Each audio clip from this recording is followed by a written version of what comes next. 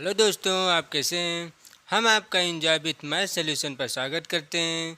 आज टॉपिक 5 है, संख्या पद्धति का टॉपिक 5 आज आपके सामने लेके आए हैं। हम बात करते हैं इस पर। यह है प्राकृतिक संख्या। प्राकृतिक संख्या क्या होता है, पूर्ण संख्या क्या होता है, हम आपको आज बताते हैं। कुछ बच्चे क्या करते हैं, प्राकृतिक संख्या को रटते हैं, इसकी परिभाषा रटते हैं। वो आज रटना नहीं, हम आपको ऐसे समझाएंगे कि आपको एकदम याद रहेगा। देखिए प्राकृतिक संख्या क्या होता है, ध्यान से देखिए। प्राकृतिक संख्या, प्राकृतिक क्या है, प्राकृतिक क्या है, प्राकृतिक का मतलब क्या हुआ, प्राकृतिक क्या हुआ। प्राकृतिक जो हमें देती है, हमें से कोई वस्तु देती है, कोई कुछ भी देता है, वो प्राकृतिक होता है ना। तो जैसे हमारे पास 5 वस्तु दिया गया, ये 5 वस्तु दिया गया, ये प्राकृतिक का देन है ना। तो वही कह रहा है कि प्राकृतिक संख्या क्या है। जब 5 वस्तु प्राकृतिक दिया तो इसको जब हम गिनेंगे तो क्या होगा, कहाँ से गिनते हैं, 1 से, 2 से, 3 से, 4 से, 5 से, 1 से शुरू करते ना गिनना, तो वही होता है, ये प्राकृतिक संख्या बन जाएगा। क्या हो जाएगा, ये प्राकृतिक संख्या होती है। बात समझ में आ रही, ये आपके प्राकृतिक संख्या होता है।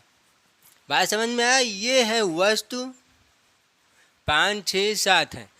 अब इसको प्राकृतिक संख्या 1 ये होगा, 2 होगा, 3, 4, 5 dot dot dot dot infinite तक होगा। बात समझ में आ रही है। तो इसको 1 गिनेंगे, इसको 2 गिनेंगे, इसको 3 गिनेंगे, इसको 4, इसको 5, इसको 6, इसको 7। तो इसका मतलब ये हुआ प्राकृतिक संख्या। जो हमें वस्तु कहीं पर यह मिलेगा वो उसको प्राकृतिक दिया, तो उसको जब हम गिनेंगे कि कितनी है, वही प्राकृतिक संख्या होती है। बात समझ में आई। अब देखते हैं पूर्ण संख्या। प्राकृतिक संख्या पता चली क्या है, 1 से शुरू होता है, इनफिनिट तक जाते हैं प्राकृतिक संख्या। अब देखते हैं पूर्ण संख्या क्या है। पूर्ण संख्या, अब हमें संख्या लिखना है। आपको संख्या पता है, संख्या क्या होता है। जैसे ये 10 लिखा तो ये क्या है, संख्या है। 11 लिखा तो ये क्या है, एक संख्या है। और ये लिखा है, ये क्या है, एक संख्या है ना, ये संख्या है ना। तो क्या रहा, पूर्ण संख्या पूछ रहा। अब मान लो हमको ये संख्या लिखना है, तो किस किस अंक की ज़रूरत होगी, यहाँ पर किस किस अंक की, 1 की ज़रूरत होगी और 0 की ज़रूरत होगी ना। तो वही पूछ रहा है कि पूर्ण संख्या क्या होगी। संख्या किससे पूर्ण होता है, संख्या हमें लिखने के लिए किससे किससे पूर्ण होता है, बताइए किससे किससे पूर्ण होता है संख्या, आप बताइए संख्या किससे पूर्ण होता है। तो वही को मैं पूर्ण संख्या कह दिया गया। किससे किससे पूर्ण होता है, 0, 1, 2, 3, 4, 5, 6 dot dot dot dot infinite तक पूर्ण होता है। हमें इसे 10,000 लिखना हो तो 1 की ज़रूरत और किसकी ज़रूरत पड़ेगी, 0 की, तभी तो ये 10,000 संख्या हमारा पूर्ण होगा। पूर्ण हुआ कि नहीं, अधूरा तो नहीं लिखा है ना, ये 10,000 तो है। अब जैसे 1,000 लिखना हो तो ये 1,000 है कि नहीं, ये एक संख्या है कि नहीं। तो संख्या को पूर्ण किसने किया, 0 ने और 1 ने। संख्या को पूर्ण किसने किया, 0 ने और 1 ने मिलाकर संख्या को पूर्ण कर दिया। तो वही होता है पूर्ण संख्या। बात समझ में आई। अब आगे देखते हैं, अब आगे दूसरा चेक करते हैं नेक्स्ट पे। अब इस पर बात करते हैं, ये सम संख्या, इवन नंबर, विषम संख्या, ऑड नंबर। सम संख्या क्या होता है। कुछ बच्चे सम संख्या रटते हैं कि सम संख्या क्या होता है। हमें रटना नहीं है, सम संख्या समझना चाहिए कि सम संख्या क्या होता है। अब देखिए हम आपको समझाते हैं। सम संख्या, देखिए सम संख्या, सम का मतलब सम होना चाहिए, समान। बात समझ में आ रही है। तो सम संख्या का मतलब जो संख्या 2 से कट जाएगी, सिर्फ 2 से, जो संख्या 2 से कट जाएगी वो आपकी सम संख्या होगी। सिर्फ 2 से कटने का मतलब 2 से विभाजित हो जाए। जैसे 2 से कटेगा कि नहीं, 2 जो है ये 2 से कट जाएगा, और ये 4 2 से कट जाएगा, और ये 6 2 से कट जाएगा, और ये 8 भी 2 से तो कट जाएंगे। ये मतलब निकल रहा है कि 2 से विभाजित वो सम संख्या वो होंगे सिर्फ 2 से विभाजित हो जाएं, सिर्फ 2 से विभाजित हो जाएंगे तो वो सम संख्या होंगी। तो कौन कौन से सम संख्या विभाजित हो रहे हैं? 2, 4, 6, 8 कौन कौन से विभाजित हो रहे हैं? 2, 4, 6, 8, 10 dot dot dot dot infinite तक संख्या। अब आगे हम ऐसे निकालेंगे, आगे क्या होगा? 12 होगा। 2 छंग 12 2 से विभाजित हो रहा है ना। अब देखते हैं विषम संख्या पर। विषम संख्या क्या? सम संख्या का उल्टा होता है विषम संख्या। ये सम संख्या क्या क्या हो रहा कि 2 से विभाजित हो जाए संख्या सम संख्या कहलाती। अब विषम संख्या उल्टा होगा, 2 से ना विभाजित हो वो विषम संख्या कहलाएंगी। 2 से विभाजित ना हो तो 2 से विभाजित कौन कौन नहीं होंगे? 1 नहीं होगा। 2 से विभाजित 1 से नहीं होगा। 3 2 से विभाजित होगा? नहीं होगा। 5 2 से विभाजित होगा? नहीं होगा। पॉइंट में जाएगा। हमें पूर्ण संख्या विभाजित करना, पॉइंट में नहीं ले जाने। दशमलव में जा सकते हैं, हमें दशमलव में नहीं लाना। पूर्ण संख्या विभाजित होना चाहिए। बात समझ में आ रही है ना? नहीं तो कुछ बच्चे कहेंगे ये तो विभाजित होगा, लेकिन ये पॉइंट में दशमलव में जाएंगे। बात समझ में आ रही है ना? पूर्ण संख्या विभाजित होना चाहिए। फिर आगे क्या है? 7। बात समझ में? ऐसे ऐसे हम चलते रहेंगे तो क्या क्या निकलेगा? 1, 3, 5, 7, 9। 9 भी तो है। 9 किससे विभाज्य होगा? 3 से होगा कि नहीं होगा? 2 से विभाजित नहीं होना चाहिए। बात समझ में रहना चाहिए। अब 11 12 नहीं होगा। 13 dot dot dot dot infinite तक। बात समझ में आ रही है ना? तो विषम संख्या क्या होगा? जो 2 से विभाजित हो जाए वो सम संख्या। विषम संख्या क्या होगा? जो 2 से विभाजित ना हो। बात समझ में आ रही है? जो 2 से विभाजित ना हो विषम संख्या होगा। अब आगे बढ़ते हैं नेक्स्ट क्वेश्चन पर। इस पर बात करते हैं। ये पूर्णांक संख्या, सह अभाज्य संख्या। पूर्णांक संख्या क्या होता है और ये सह अभाज्य संख्या क्या होता है? पूर्णांक संख्या कुछ बच्चे इसको रटते हैं। पूर्णांक संख्या क्या होता है? हम रटना नहीं, हम आपको आज ऐसा समझा देंगे कि आपके दिमाग में बैठ जाएगा। देखिए पूर्णांक संख्या, पूर्णांक संख्या। देखिए पूर्णांक संख्या वह संख्या होती है, जैसे हम परिभाषा बनाना चाहते हैं तो कैसे लिखें? पूर्णांक संख्या वह संख्या होती है जिस संख्या को संख्या रेखा पर हम दर्शा सकें वो पूर्णांक संख्या कहलाती है। संख्या रेखा क्या होता है? संख्या रेखा आपका क्या होता है? संख्या रेखा यही तो होती है। हम कहाँ से शुरू करते हैं संख्या रेखा? बीचों बीच से ना, सेंटर से चलते हैं ना। तो इसका सेंटर ये होगा। कहाँ से शुरू होता है सेंटर? 0, 1, 2, 3, 4, 5। इधर चलता -1, इधर चलता -2, -3, -4।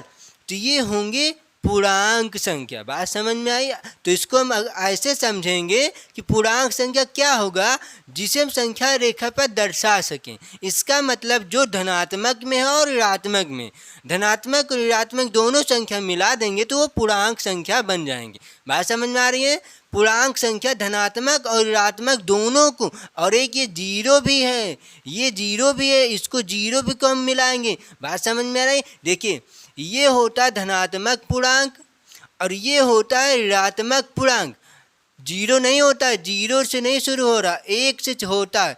1 से ऋणात्मक पूर्णांक और 1 से धनात्मक पूर्णांक, धनात्मक तरफ, इधर ऋणात्मक। अब ये 0 को लेंगे तो क्या होगा? ध्यान से देखिए, जब हम ये 0 को लेंगे इधर जाएंगे धनात्मक की ओर तो ये क्या बन जाएगा?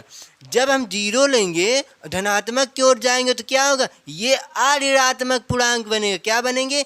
अऋणात्मक पूर्णांक। इसका मतलब ऋणात्मक नहीं होना चाहिए, तो ये अऋणात्मक पूर्णांक बनेंगे। और इधर जब लेंगे तो ये क्या बनेगा? ये बनेगा अधनात्मक पूर्णांक। इसका मतलब ये धनात्मक में नहीं होना चाहिए। जब हम 0 से शुरू करेंगे, 0 से धनात्मक की ओर जाएंगे तो ये अऋणात्मक पूर्णांक बनेगा। और जब 0 से माइनस की ओर आएंगे हम ऋणात्मक की ओर तो ये अधनात्मक ऋणांक बनेगा। बात समझ में आ रही है? तो इसका मतलब क्वेश्चन पूछ सकता है कि अधनात्मक बताइए, अधनात्मक पूर्णांक बताइए, अधनात्मक ऋणात्मक पूर्णांक बताइए, दोनों पूछ सकते हैं। तो वैसे ये निकलेगा। अब इसको हम कैसे दर्शाएंगे? ये आपका होगा संख्या रेखा पर, सेंटर से चलेंगे 0 1, यहाँ से होगा 1 2 3 4 5, यहाँ पर चलेंगे हम,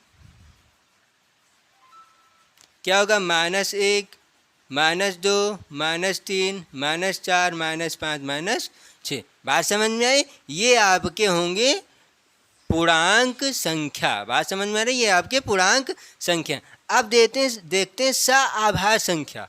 सह अभाज्य संख्या क्या होता है? सह और अभाज्य, सह अभाज्य संख्या। देखिए, सह अभाज्य संख्या वह संख्या होती हैं जो किसी संख्या के साथ उनको कोई अन्य संख्या ना काट सके, स्वयं से कटनी चाहिए। जैसे स्वयं से, जैसे हम 2 ले लें, साथ में होना चाहिए, 2 ले लें और 3, तो इसको स्वयं से काट सके। 2 को 2 से कट सकता है और 3 3 से कट सकता है, और ऐसी कोई संख्या नहीं है कि इनको काट सके। बात समझ में आ रही है? तो ये होंगे आपके सह अभाज्य संख्या। और इसका एक तरीका और हम बता सकते हैं, इसका HCF, इसका मासा लेंगे तो 1 आएगा, तो वो हम जान जाएंगे वो सह अभाज्य संख्या। जैसे 4 और 6, इसका मासा लेंगे तो क्या आएगा? इसका मासा लेंगे तो क्या आएगा? 2 से सबसे बड़ी संख्या किस विभाजित करेगा ना, 2 से ना, तो इसका मासा क्या आएगा? 2। 2 से ऐसी बड़ी संख्या है कि 4 और 6 को विभाजित कर सकता, तो यहाँ पर 1 नहीं आया, तो इसका मतलब ये सह अभाज्य संख्या नहीं है। तो ये मतलब निकल रहा है कि जहाँ पर HCF मासा 1 आएगा, लेकिन 2 साथ में होना चाहिए। 2 साथ का मतलब 2 साथ में, 2 संख्या साथ में या 2 अंक साथ में होना चाहिए, और उन दोनों का मासा 1 आता है, तब वह सह अभाज्य संख्या होगा। नहीं तो वो भाज्य संख्या या अभाज्य संख्या जाने जाएंगे। बात समझ में आ रही है ना? अब देखते हैं दूसरे पर हम नेक्स्ट, अब हम इस पर बात करते हैं। देखिए, अभाज्य संख्या और अभाज्य संख्या क्या होता है? भाज्य संख्या क्या होता है? कुछ बच्चे इसको रटते हैं कि भाज्य संख्या ये होते हैं, वो 100 तक रटते हैं। रटना नहीं है, समझना चाहिए कि भाज्य संख्या क्या होता है। आप समझे रहेंगे तो कभी नहीं भूलोगे, रटे रहेंगे तो 1-2 महीना बाद आपसे माइंड से निकल जाता है। देखिए, आपको समझना चाहिए। देखिए कैसे समझाता है, देखिए इसको। देखिए, जैसे हम कोई भाज्य संख्या, कोई संख्या जैसे हम 4 ले लें, कोई संख्या को स्वयं से और 1 से और किसी अन्य संख्या से कट जाए, तब वो भाज्य संख्या कहलाती हैं। अब ध्यान देखिए, स्वयं से और 1 से, ये हमने बताया कि स्वयं से और 1 से कट जाए और किसी अन्य संख्या से कट जाएगी, तब वो भाज्य संख्या कहलाती है। इसका मतलब ये हो रहा है कि स्वयं से कटना चाहिए। जैसे 4 तो 4 से कटे और 1 से कट जाए और किसी अन्य संख्या से कट जाएगी, तो वो भाज्य संख्या कहलाती है। बात समझ में आई? अब देखते हैं दूसरे मेथड से इसको कैसे समझते हैं। देखिए, दूसरा मेथड क्या है? किसी संख्या का गुणनखंड 3 से अधिक, 3 या 3 से अधिक होना चाहिए। तो किसी संख्या का गुणनखंड 3 या 3 से अधिक होना चाहिए, तब वो भाज्य संख्या कहलाती है। जैसे 4 का गुणनखंड का मतलब क्या हो रहा? खंड का मतलब क्या होता है? जैसे ये हम आपको दे दें, इसका कहते हैं खंड करो, तो खंड का मतलब क्या कहते हैं? आप इसको तोड़ते हैं, तो वैसे इसको तोड़ देंगे। 4 को तोड़ना है, और क्या? गुणन खंड तो कर देंगे, लेकिन गुणा तो कह रहा है, खंड को करने के बाद गुणा भी करना है उसको। तो 4 को खंड करते हैं हम पहले। खंड ये किससे होगा? 2 से होगा, और 1 से होगा और ये 4 से होगा ना, इसमें कितने खंड होंगे? 1 2 3 खंड। और ये कह रहा, क्या कह रहा? गुणनखंड निकालना। तो इनकी खंड को गुणा कर देंगे तो ये गुणनखंड कहलाते हैं। बात समझ में आई? अभी आपको एक टॉपिक मिलेगा इसमें संख्या पद्धति में, गुणनखंड बताइए। अभाज्य संख्या गुणनखंड बताइए, भाज्य संख्या गुणनखंड बताइए, प्राकृतिक संख्या गुणनखंड बताइए, पूर्ण संख्या गुणनखंड बताइए। ऐसे आपको संख्या क्वेश्चन में मिलते हैं। अभी ये इसको देखिए पहले, तो ये क्या है? गुणनखंड। इसमें कितने गुणनखंड निकले? 3 या 3 से अधिक गुणनखंड निकलते हैं तो भाज्य संख्या कहलाते हैं। बात समझ में आ रही है? जैसे हम 5 ले लें, 5 का 2 ही गुणनखंड निकलेगा, 1 और 5, और नहीं निकल रहा है। 6 का निकलेगा। अब 6 कैसे? देखिए, जब हम 6 का निकालेंगे तो इसका कौन कौन गुणनखंड निकलेंगे? 1 निकलेगा, और गुणनखंड निकाला ना तो गुणा में लिखेंगे। और क्या निकलेगा? 2 निकलेगा। और क्या निकलेगा? 3 निकलेगा और 6 निकलेंगे। इसमें कितने गुणनखंड आए? इसमें 4 गुणनखंड हुआ। कितने? इसमें 4 गुणनखंड हुआ। तो इसलिए ये एक भाज्य संख्या है। अब देखिए कैसे भाज्य संख्या होता है, कहाँ से कहाँ तक होती है। देखिए, पहला भाज्य संख्या क्या होगा? पहला भाज्य संख्या क्या होता है? 4 होता है। फिर उसके बाद दूसरा क्या होता है? 5 नहीं होगा, 6 होगा। 6 के बाद क्या होता है? 7 नहीं होगा, 8 होगा। 8 के बाद क्या होगा? 9 होगा। 9 क्यों होगा? 9 में कितने गुणनखंड हैं? 1 से कटेगा, 3 से कटेगा, 9 भी से तो कट जाएगा। कितने गुणनखंड निकले? 3 गुणनखंड। हमने क्या बताया? 3 हो या 3 से अधिक होना चाहिए, तब भाज्य संख्या कहलाती हैं। तो क्या होगा? 9 और 10 और 12, 13 नहीं होगा, 14 होगा। 14 2 से कट जाएगा, 7 से कट जाएगा, और 14 से कटेगा और 1 से कटेगा। 14 में 4 गुणनखंड निकल रहे हैं। तो इसी तरह डॉट इनफिनिट तक जाएंगे। बात समझ में आ रही है? अब बात करते हैं अभाज्य संख्या पर। भाज्य संख्या का उल्टा अभाज्य संख्या होता। तो अभाज्य संख्या क्या होती है? अभी हमने एक आपको बताया था कि भाज्य संख्या क्या होता है। भाज्य संख्या स्वयं से कटना चाहिए और 1 से और किसी अन्य संख्या से कट जाए, तब वो भाज्य संख्या होती है। और इसमें क्या है? स्वयं से कटना चाहिए सिर्फ और 1 से। जैसे 2 है, 2 से किससे कटेगा? स्वयं से। और किससे कटेगा? 2 और 1 से, और किसी से नहीं कट रहा ना, तो ये है अभाज्य संख्या। क्यों? क्योंकि इसमें स्वयं से कट रहा है और 1 से कट रहा है, तब ये अभाज्य संख्या होता। अब इसी क्वेश्चन को देखिए दूसरे मेथड से। दूसरा मेथड क्या है कि जब किसी संख्या का गुणनखंड निकालते हैं तब 2 होना चाहिए, 2 से अधिक नहीं होना चाहिए। जिसमें 2 से अधिक होगा वो चले जाएंगे भाज्य संख्या में, और जिसमें 3 से कम होगा वो आ जाएंगे अभाज्य संख्या में। तो 2 का गुणनखंड क्या होगा? 1, और किससे कटेगा? 2 से, और कोई नहीं कट रहा ना, तो इसमें कितने गुणनखंड है? 2। जिसमें 2 गुणनखंड निकलेंगे वो अभाज्य संख्या कहलाते हैं। क्या कहलाते हैं? अभाज्य संख्या। बात समझ में आई? चाहे आप ऐसे जानिए और चाहे गुणनखंड के टॉपिक से जानिए, हम आपको दोनों तरफ से बता दिए कि स्वयं संख्या से कटना चाहिए तब अभाज्य संख्या, और 1 से कटना चाहिए तब अभाज्य संख्या, और जिसमें 2 गुणनखंड निकलेगा तब वो अभाज्य संख्या। और जिसमें स्वयं से कटना चाहिए, स्वयं से, और 1 से और किसी अन्य संख्या से कट जाएगी तब वो भाज्य संख्या कहलाती है। और जिसमें 3 या 3 से अधिक गुणनखंड निकलते हैं तब वो भाज्य संख्या कहलाती है। बात समझ में आई? अब हम आगे बात करते हैं नेक्स्ट पर। अब हम इस पर बात करते हैं, ये परमीय संख्या है और ये अपरमीय संख्या। परमीय संख्या क्या होता है और अपरमीय संख्या क्या होता है? कुछ बच्चे इसको रटते हैं कि परमीय संख्या ये होता है, अपरमीय संख्या ये होता है। रटना नहीं, समझना है। देखिए हम आपको समझाते हैं। परमीय संख्या क्या होता है? वह परमीय संख्या होता है जो P/Q के रूप में लिखा जा सके। किसमें? P/Q क्यों के रूप में लिखा जा सके। इसका मतलब भिन्न के रूप में। भिन्न कैसा होता है? अंश बटे हर के टाइप में होता है ना। भिन्न कैसा होता है? अंश बटे हर के टाइप में होता है, वही भिन्न के टाइप में होना चाहिए। लेकिन यहाँ पर एक कंडीशन दिया गया। वो कंडीशन कौन सा है? क्यों नॉट इक्वल टू जीरो। इसका मतलब क्यों के स्थान पर जीरो नहीं आना चाहिए। क्यों के स्थान पर जीरो नहीं आना चाहिए, तब वो अपरिमेय संख्या रहेगा। जीरो आएगा तब वो अपरिमेय संख्या नहीं है। जैसे 4/2 लिख दे तो ये एक परिमेय संख्या है। जैसे हम 4/0 लिख दे तब ये अपरिमेय नहीं है, ना तो परिमेय। ये परिमेय संख्या नहीं होंगे। क्यों? क्योंकि एक कंडीशन दिया गया है कि क्यों नॉट इक्वल टू जीरो। क्यों का मान जीरो के बराबर नहीं होना चाहिए। तो क्यों का मान जीरो क्यों हम रखें? जीरो होगा तब वो परिमेय संख्या नहीं होगा। बात समझ में आ रही है आपको ना?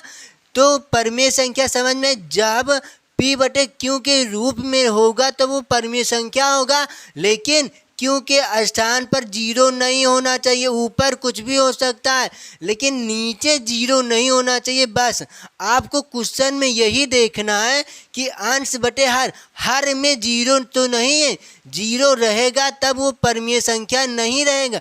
अब दूसर पर बात करते हैं। और दूसरी कंडीशन इसकी क्या है? वह संख्या रूट में नहीं होना चाहिए। रूट का मतलब ये वाला रूट में नहीं होना चाहिए। रूट में होने का मतलब पूर्ण वर्ग निकलता है तब वो परिमेय संख्या होगी। पूर्ण वर्ग निकले। पूर्ण का मतलब समझ पा रहे हैं? पूर्ण वर्ग पूर्ण तरफ से निकल जाए। जैसे 4 का पूर्ण पूरी संख्या। हमें आधी नहीं खानी है, पूरा एक पूरी खाना है। तो आधी पूरी तो नहीं खाना ना। तो वैसे ही 4 पूरी है तो हमें आधी नहीं लेनी कि हमें 1.5 दे दो, आप 2.5 ले लो। हमें सिर्फ 2 आधा बांटना है। तो आधा निकलेगा तब हम वो परिमेय संख्या होती है। तो 4 का ये रूट निकल जाएगा तो क्या आएगा? 2। तो इसलिए रूट 4 एक परिमेय संख्या है। क्या है? रूट 4 एक परिमेय संख्या है। और पर बात करते हैं। और क्या होंगे? रूट 16 को जब क्या निकालेंगे तो इसमें 4 पूरी निकलेगी ना। 4 पूरी, 4 चौक 16 होता है। 4 का वर्ग 16 होता है और 16 का वर्ग मूल होता है 4। तो ये भी एक पूर्ण निकला ना। इसमें आधा तो नहीं है। तो इसलिए एक परिमेय संख्या क्यों है? क्योंकि 4 के नीचे 1 हम मान सकते हैं और इस 2 के नीचे 1 मान सकते हैं, तब इसलिए p बटे क्यू के रूप में है। ये भी p बटे क्यू के रूप में है। बात समझ में आ रही है? अब देखिए आगे। जैसे पाई पूछ लेता है। पाई जानते हैं, ये क्षेत्र मितियों में उपयोग किया जाता है। पाई है और पाई का मान क्या होता है? पाई का मान क्या होता है? 22/7 होता है। अब ध्यान से देखिए, ये तो पाई है, ये पाई का मान है 22/7। अब ध्यान से देखिए, ये पाई परिमेय संख्या नहीं है। क्यों नहीं है? क्योंकि परिमेय संख्या में पाई कहीं नहीं दर्शाया जाता है। और ये 22/7 जो इसी का मान है, ये एक परिमेय संख्या है। ये परिमेय संख्या है। और ये जो पाई है ये अपरिमेय संख्या। क्या है? ये पाई अपरिमेय संख्या पाई होता है। बात समझ में आए? तो ये परिमेय संख्या है। जब इसका हम ये पाई क्यों नहीं था परिमेय संख्या? इसलिए पाई परिमेय संख्या नहीं था क्योंकि ये जब हम परिमेय संख्या में दर्शाएंगे इसको p बटे क्यू के रूप में, तो ये पूर्ण नहीं निकलेगा। पूर्ण निकलना चाहिए। पूर्ण का मतलब आधा बटूरा नहीं होना चाहिए। इसमें आधा बटूरा निकलेगा तो इसलिए पाई एक अपरिमेय संख्या होता है। अब आगे देखिए, तो परिमेय संख्या क्या क्या होती हैं आप जानिए। 1/1 परिमेय संख्या होता है। 2/1 परिमेय संख्या होता है। रूट में 16 बटे रूट में 25 होता है एक परिमेय संख्या। और क्या होता है? 22/7 परिमेय संख्या होता है। और क्या होता है? 1.5 एक परिमेय संख्या होता है। और क्या होता है, इसका तो पूर्ण पूर्ण निकलना चाहिए, पॉइंट में नहीं आना चाहिए। तो इसको हम निकाल सकते हैं, जब भिन्न में बनाएंगे तो पूरी तरह बन जाएगा, आधा बटूरा नहीं होगा। अब क्या होगा, अब और कुछ निकालेंगे, जैसे 4√8 भी तो निकाल, 8 नहीं होगा क्योंकि आधा बटूरा आ जाएगा। और क्या निकलेगा, 25। ये आपके एक परिमेय संख्या होते हैं। अब बात करते हैं अपरिमेय संख्या पर। अपरिमेय संख्या क्या है, अपरिमेय संख्या यह होता है कि परिमेय संख्या क्या कह रहा है कि पूर्ण पूर्ण निकलना चाहिए, तो परिमेय संख्या को उल्टा होता है अपरिमेय संख्या। तो इसका मतलब पूर्ण पूर्ण ना निकले, आधा आधा आना चाहिए। बात समझ में आ रही है ना, तब वो परिमेय संख्या होती हैं। जैसे ये अपरिमेय संख्या में क्या क्या होंगे, जैसे √2 पूर्ण पूर्ण नहीं निकलेंगे, ये आधा आधा निकलेंगे। क्या निकलेंगे, आधा आधा। जो आधा आधा बंटवारा होगा वो अपरिमेय संख्या कहलाती है, और जो पूरी पूरी तरह से बंटवारा हो जाए वो परिमेय संख्या कहलाती है। जैसे 4 खेत है, 4 हिस्सा में हमें 2 हिस्सा चाहिए, तब वो परिमेय संख्या। अब 4 हिस्सा में हम 2.5 हिस्सा तो नहीं ले सकते, 2.5 हिस्सा लेंगे तो वो अपरिमेय संख्या हो जाएंगे। बात समझ में आ रही है। तो 2 है जब √2 का निकालेंगे वर्गमूल तो वो पॉइंट में आएगा, तो इसलिए ये अपरिमेय संख्या, क्योंकि वो पॉइंट में आ रहा, पॉइंट में नहीं आना चाहिए। और क्या देखेंगे, दूसरा क्या है, √3 है। √3 एक अपरिमेय संख्या है, क्योंकि √3 एक पूरी तरह नहीं निकलेंगे, आधा आधा निकलेंगे। और क्या, एक पाई है। पाई हमने यहाँ पर समझाया था कि एक अपरिमेय संख्या है, और पाई के मान 22/7 होता है। जो 22 है, 22/7 वो परिमेय संख्या होता है। 22/7 ये परिमेय संख्या होता है। और 22 किससे बना, ये पाई से बना है। पाई से 22/7 बना, तो इसलिए पाई किससे बना है, 22/7 से। और ये पाई क्या है, अपरिमेय संख्या है। दूसरा क्या है, √21 धर लेते हैं, √21, √20, ये भी एक अपरिमेय संख्या है, क्योंकि ये पूरी तरह से नहीं निकलेंगे, आधा आधा निकलेंगे। बात समझ में आए। तो इसका मतलब ये हुआ अपरिमेय संख्या में, क्योंकि कोई संख्या आधा आधा निकलेगी तो अपरिमेय संख्या कहलाएगी, और कोई संख्या का पूरा पूर्ण निकले तब वो परिमेय संख्या कहलाती। अब आपको रटने की ज़रूरत नहीं है कि परिमेय संख्या यह होता है, परिमेय संख्या यह होता है, और अपरिमेय संख्या यह होता है। रटना नहीं, ये समझना है कि पूरा जब पूर्ण निकलेगा तब परिमेय संख्या, आधा आधा निकलेगा तो इसका अंदर पॉइंट में आएगा, तब वो अपरिमेय संख्या होगा। थैंक यू क्लास, आज के लिए इतना ही। कल हम आपको पार्ट 5-6 लेके आएंगे इसी संख्या पद्धति का। जय हिंद, जय भारत।